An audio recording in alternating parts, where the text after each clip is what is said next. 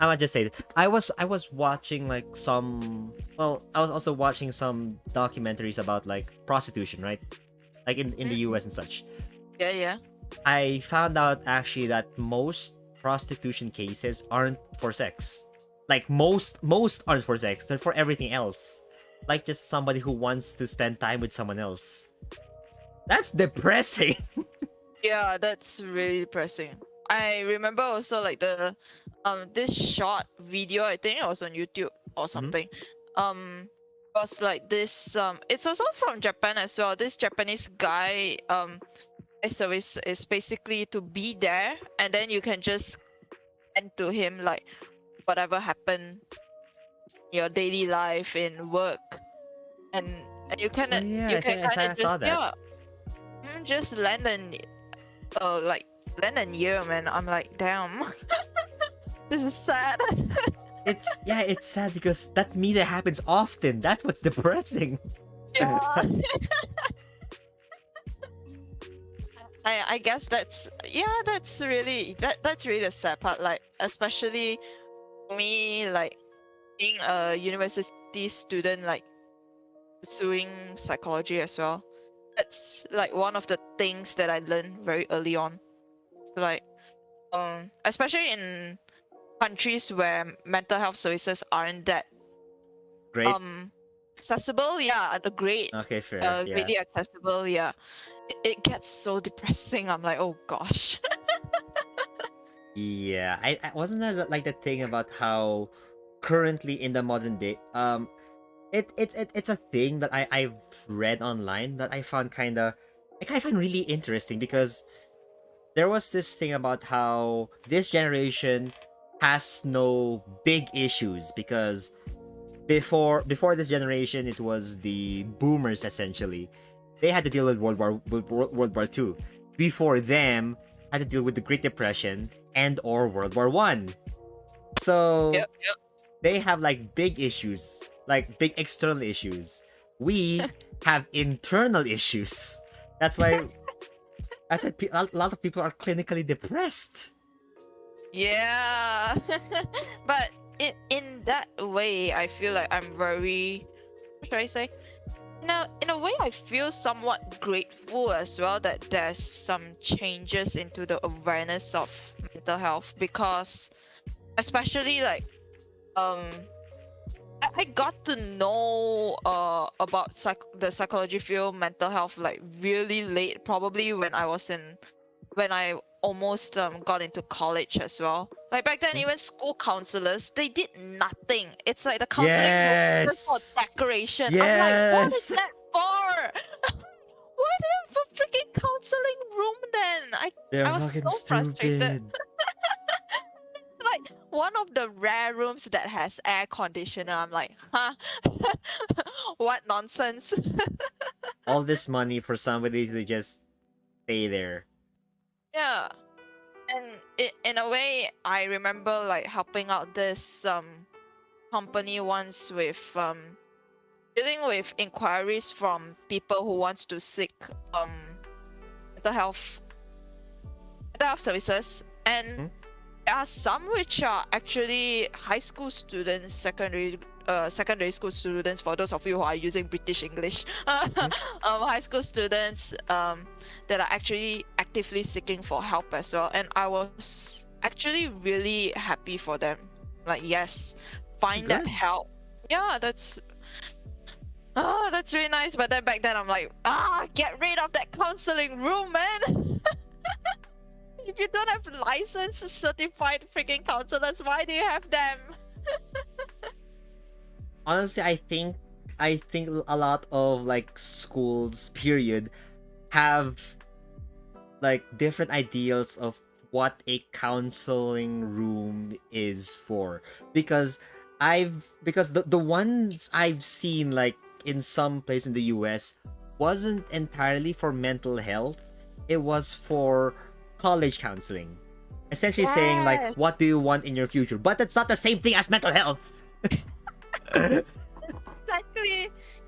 Mine is, if I'm not wrong, mine is either it's usually if you're sick, you go there and wait, or when like you got into trouble and you have to like the parents and the teachers have to meet as well as you, then you probably have to go to the counseling room to meet up Uh, as well. I'm like, bruh.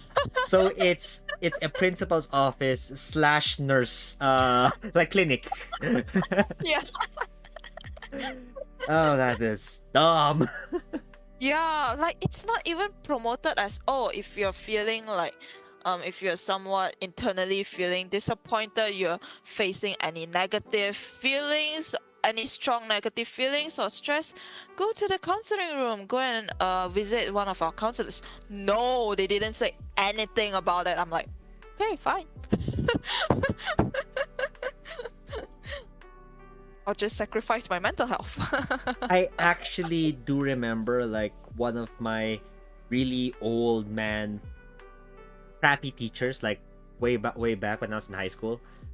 Basically, when somebody was sad, their whole thing was just focus on your school. That's it. Oh yeah, They were you know those, dicks. yeah. Tell me They were about it. dicks. Those are wisest, but like, oh my gosh, can I tell you about this? So right, Yeah. if you know what happened in my Twitter, so I said that I went to visit this law firm, and this lawyer was like, this lawyer kind of went on full on counseling mode, quote unquote counseling mode on me, and then he started saying how like youngsters would tell their parents, you don't know about this, you don't know about that, and in my mind, I'm like, because that's what's happening. It's not, parents are so like, I'm not saying all parents, but most parents, I guess, yeah. They jump to conclusions so easily, especially for adults when you're like facing students or even children. It's so easy for them to jump to conclusions. That's why I'm like, of course, I would say that you do not understand what I'm going through now. Yeah. Yeah, that's why like when I remember I had this fight when I was young with my mom, and her advice was constantly just be happy, just become happy. Yes. Like, no, that's not how emotions work, mommy. It's like I feel like it's a global thing, because I've heard that my favorite streamer, of course, Iron Mouse, she discussed mental health like on one of her streams, and she has said exactly the same thing as a lot of people have said, that like old people. Yes. It's always just be happy because you're alive, kind of thing. That's not how it works. You can have days where you're just sad, depressed, and so on, but you can't always be happy. Yeah. Like when I started like a psychology course as well, it's so weird that my university degree actually gave me life lessons instead of my parents. Yeah, sounds about right. Yeah. But yeah, it was then when I found out that, oh, it's actually like okay to be sad. It's actually okay to cry. That was so like, that's one of like the life-changing moments for me. I remember like being so down because of that. Like my mood just went, what the fuck? Was okay after all? Is it alright for me to like accept this negative emotions? So I'm actually really happy that I pursued psychology. I completely agree. This may seem weird, but I feel like finally being able to accept like negative, like quote unquote negative emotions, because let's be honest, they're not, emotions can neither be negative nor positive, because they all have their uses, right? Yeah. But like I've noticed, like from when I was probably like clinically depressed like a couple years ago, after then I feel like my emotions have become better. Like I feel things more, I feel happier when when good things happen, I feel sad when sad things happen. Those kind of things, because you finally get to like finally like present who you really are behind those emotions, essentially. Yeah, yeah. The Like, older generations was always just be happy. yeah, Just be happy. yeah, because they're more of like, they didn't. I don't know. Some explanations were like, oh, probably because back then they were so focused more on like their Survival. job. Yeah, their survival. I was about to say too, like their survivability as well. It's more on like, okay, their work, their academics, etc. So that the future generation will be much better. But and then now we're like, nah, man, mental health is important too. Hmm. And I completely agree with what you said. Like one of my quotes, one of my favorite games, for those of you who don't know, is this game called Night in the Woods. And Uh-huh. there's this character called May, and one of her quotes is so good, which is, I want it to hurt, because she actually has she got diagnosed, I kind of forgot the disorder, I'm so sorry, but she wasn't able to process emotions, especially her words towards other people. She doesn't get why people are upset with her. She doesn't get why people are Autism? disappointed on her. It wasn't autism. I'll probably check it out later.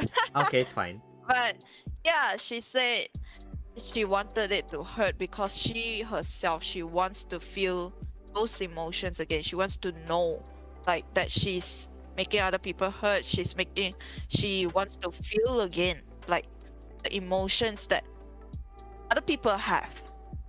Okay. So yeah, I think emotions definitely very, very important. Very, very important thing for us.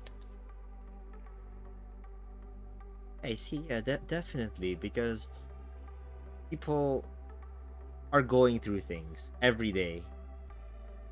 Not just like trying to live, but also like knowing what to live for. Just trying to do what they can to survive, not only physically but also mentally, of course. Yeah, And that's something that definitely. we need to like talk about more. Yeah, yeah. Like back then, it would be like, oh, just get a good job, good academics and such. But right now, it's more like, yeah, I better watch out for my mental health as well. Like right now, even when look for jobs, etc., they actually like advise you to find jobs that are good for your mental health. Yeah, not just definitely. for like the not just for like the pay and the benefits, but what about the work culture, the working environment, etc. So I think that's a nice change as well. I think this is like one of the prime examples to the failures of Japan. Because let's be honest, Japan is fucking great. They're really good at like eco-friendliness. They have very low like power consumption, relatively speaking, of Japan is course. great, man. Yeah, Japan They're is they're fucking they're great. they're good with like how they how they perceive new technologies. They're the top line new technology, of course. Yeah, The games they create or make, the media they make, but it also has a ton of deeply rooted social issues. For example, yeah, they have the highest suicide rate in the world. And that's because they never focus on mental health. If you're working hard, good, work harder. You'll be rich in no time. You'll get promoted. Ugh. yep. That's like the that's It's like the fucking terrible. mentality. Ah. Actually, are you familiar with the anime Agretsuko? Ah, the screaming one. Yeah, I Yes, know. yeah, that one. I Because forgot what animal she is. she's a tanuki, I think. Ah, she's a tanuki. Anyway, Ah, oh, that's what she was. yeah, she's like a raccoon girl. Anyway, in the first season, it was focused on like her getting a husband, right? Because she wants to like Ah, remarry essentially. But the nuance in that show, if you realize that she wants to get a husband, right? Because she wants somebody who can take care of her. Oh yeah. Oh, right, sorry. Somebody in the chat said she's a red panda. Yeah, that's right. That's right. She's a She's red a red panda. panda. Yeah. Anyway, Oh. yes. She was trying to like get a husband to take care of her so she can finally quit her job, right? So like the entire plot was like, oh, I'll get a husband, but I'm not sure who can it be. Thing is that the reason why she wants to leave is because she has a very, very toxic work environment. Like unreasonable Yeah. work hours, unreasonable workloads. Her boss is a dick. Yup. I hate the boss so much. Oh my lord. Just that's the nuance that no one thinks about, because at first like, oh ho ho, scared. She is screaming about work because her work sucks. Yeah, definitely. That's how she kind of like rent out all the stress and Yeah. the emotions she faced while doing this job. Which is why I actually find also another phenomenon very interesting, which is otaku culture. Because Taco culture, alright. a lot of surprising enough, a lot of salarymen get really into anime. They're not open about it, but they are otakus, because I know it's not like such a widespread thing, but there are a bunch of old dudes who are like, let's say, accountants or like office rats, but like by nighttime they are magic girls. Yatta! Yeah, there's a bunch of like videos and a bunch of people you'll see, like just old dudes wearing like Sailor Moon outfits. Oh my god, yeah! And those things. I saw those and I like in my head I'm like, this is great. That they're just living their best life. It's weird, obviously, but they're living their best life. But the reason why they did is because they need a way to vent out like the stress of the day. Because working in Japan just sucks unless you're like working in the anime industry. Like let's say like anime YouTubers who work in Japan. Unless you're like one of those guys, working in Japan sucks. Let's be honest. Yeah. Mm-hmm. I'm in like Japan and, if I'm not wrong, Singapore as well. Yeah, let's be honest. Yeah, they show way too they many both have- qualities. They both are like equally advanced and stuff. Like, Yeah. their economy is great and everything. It's great. Even like their public transportation is phenomenal. But like when it comes to the work culture, it's, oh my gosh, it's so stressful. But I kind of also wanna say that anime industry, as in anime YouTubers. Did you say? Yeah. Like the okay, people if it's like the people who YouTubers, just like then- okay. review shit, because if you work like in the industry, you're gonna get like hung out to dry. That's also like kind of like in some video game industries, because they charge their artists like really freaking low. Yeah, that's why I was like, when you say like the anime, I'm like, wait, what anime? Oh no, not But not anime- in the industry itself, but like working like as an advertiser, as an influencer, quote unquote. Yeah. That's way easier. Yeah, definitely. Yeah, definitely. Just But getting paid to review anime, essentially. Mm-mm. I feel like when you said like the working people tend to be like otakus, I feel like I suddenly thought of the anime Otakui. Otakui? I have it? not seen that one. Otakui Love is Hard for Otaku. That one. Oh my gosh. Oh, that Yeah. I haven't seen it, but I've heard of it.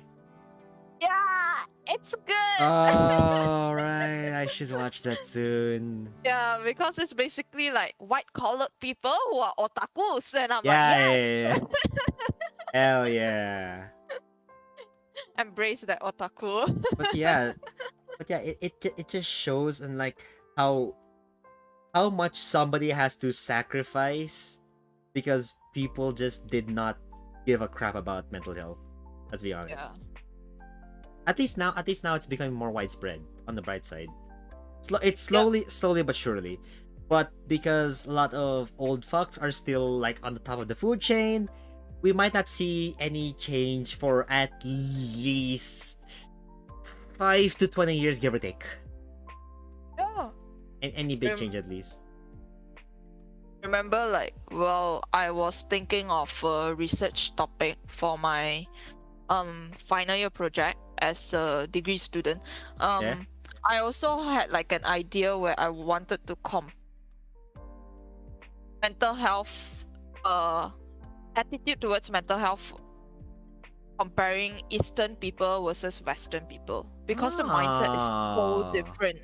If you if you realize that, like in terms of Western Americans, Europeans, like even the United Nations, they're like, yeah, and you gotta take care of your mental health. It's very important. And then they even have like public services and all. They promoted it more than what I have experienced within my community and what I've heard from internet communities from Japan and Korea. It's pretty devastating. So back then I was like, damn, I wanted to compare. Okay, that sucks. Yeah.